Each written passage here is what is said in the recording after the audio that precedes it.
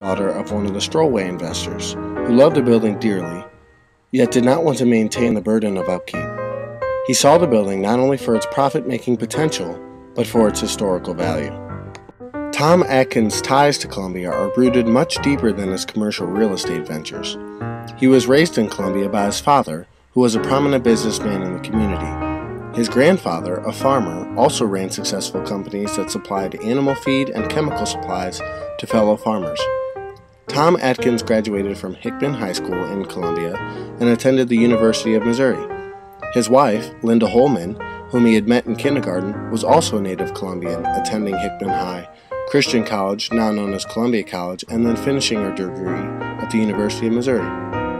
They have 2 children, one of whom, Scott, has resided in Columbia and been very active in the family businesses, such as the oversight of the Virginia building renovations. According to Tom Atkins, the original owners of the building were the pillars of the community. The 4 investors who had the Virginia building constructed were Sanford F. Conley, Sanford Conley Hunt, J. A. Hudson, and T. C. Hall. The 3 former were the founding members of the Columbia Commercial Club. Sanford F. Conley was the first vice president of the Columbia Commercial Club. He was a very successful banker in addition to his role in the club. He was also an alumnus of the university who worked closely with the Board of Curators in funding and constructing Memorial Union. His father, Sanford F. Sr., and mother, Kate, must have been very proud of their children. The 4 boys grew up to be very successful men. Dudley was a doctor, Milton was a banker, newspaper publisher, and lawyer, and Sanford and William were also bankers. Sanford Sr. also had reason to be proud as well. He ran a few prosperous businesses, one of which was the Boone County Milling and Elevator Company. The location of this business just so happened to be across the alleyway from the land in which the 4 investors wanted to put the Virginia building. Sanford Jr. worked at his father's milling company in the summers while he was a young man. It could be possible that Sanford F. Conley Jr. used the relationships developed while working there in the summer to his advantage when negotiating to buy the land on 9th Street. The Conley family, along with other investors and their families, were heavily involved in politics, financial dealings, university funding, and business development in the community. Their involvement in clubs, boards, and organizations allowed them to serve Columbia and influence it for the better. Similarly have Tom Atkins and his family. Tom's entrepreneurial endeavors have been successful due to his good sense and very hard work. He first entered the business world in real estate. His family, grandfather, then aunt and uncle, ran a chemical supply and maintenance cleaning company. Tom started working there in 1961. By 1962, he decided to increase his stake by buying half of the company. By 1970, he was able to buy out the other half, making him the full owner. From there, he continued to work hard and expand the business. His father and grandfather had the habit of getting into business wherever there was a need, and that habit did not skip a generation. Gotta drag that hose around, 'cause the grass is turning brown. Lifting up the rugs, finding creepy crawly bugs, moles beneath your feet. Atkins Incorporated is in the industries of commercial cleaning, commercial real estate, lawn care, irrigation, pet fencing, handiwork, lighting, tree trimming, and pest or rodent control. These are only the businesses they are in now.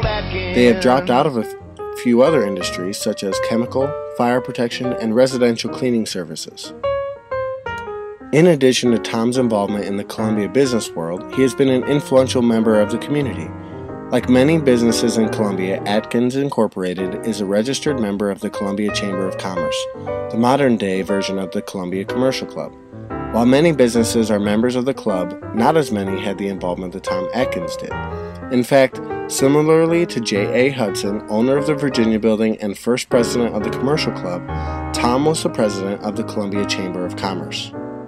Tom was also not only a member of the University Alumni Club, his diploma proudly displayed in his office, and Phi Delta Theta, but also the most exclusive club within the University of Missouri. He is one of the few elite who were on the Board of Curators. In fact, not only was he on the Board of Curators, but for a period he was the chairman of it. The Board of Curators is the most selective and elite club the university has to offer. Curators are appointed by the governor of Missouri and run for the 4 universities tied to the Missouri system. His tenure on the board was from 2001 to 2007. If his organizational ties to the Columbia Commercial Club and University aren't enough, he was also the chairman of the board of curators at the Columbia College for 17 years from 1982 to 1999. He helped shape the college from one struggling to make payroll to one thriving financially and gaining reputation among the academic world. And probably least significantly, he is a member of the Country Club of Missouri, my place of work, where I had the good fortune of meeting the man and his lovely wife. He and his family encapsulate the values that the commercial club and its members strive to achieve. They are motivated to make a change for the better in local and state politics and have done so by donating money to and supporting candidates with which they truly believe in. They make active contributions to the university, whether it is to the School of Music, athletics, or most notably the Employee Wellness Program, which is adequately named after Tom due to his establishment of the program as a curator and private donor. He and his son Scott have also enhanced the community with their commercial real estate ventures. The Virginia Building is one of their most prized commercial real estate ventures because they were not only able to seek profit, but more importantly restore history in Columbia. They have done this with 3 other buildings and also one in progress. The Atkins own and have renovated 3 buildings. One is the Hamilton Brown Shoe Building, which has housed the shoe manufacturing company, propeller and snowshoe manufacturer, and garment company. Now it has been renovated to house the offices of local businesses, including the Atkins companies. The other 2 buildings are in downtown Columbia, where there is great access to local businesses. The buildings are next-door neighbors on Broadway, the main street in downtown Columbia. They house the Geisha Sushi Restaurant, Sycamore Restaurant, and other commercial offices. The Virginia Building is the first in which Tom and Scott have set to restore history.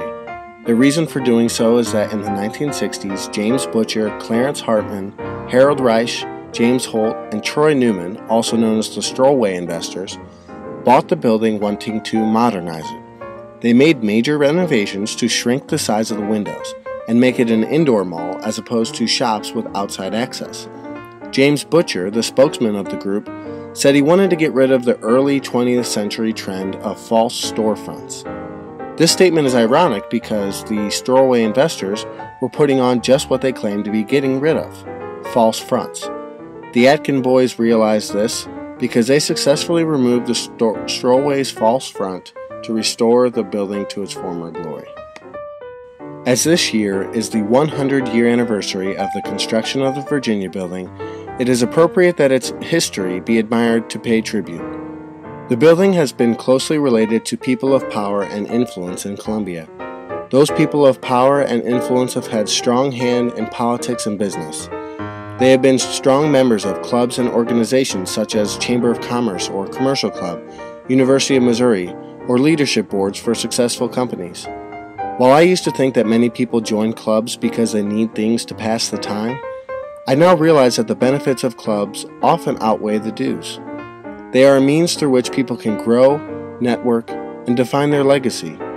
The Commercial Club and Atkins family define their legacy by rooting themselves in promoting city growth, changing with the times, engaging in leadership, and group unity. Moreover, it's on these same values that the Virginia Building was built.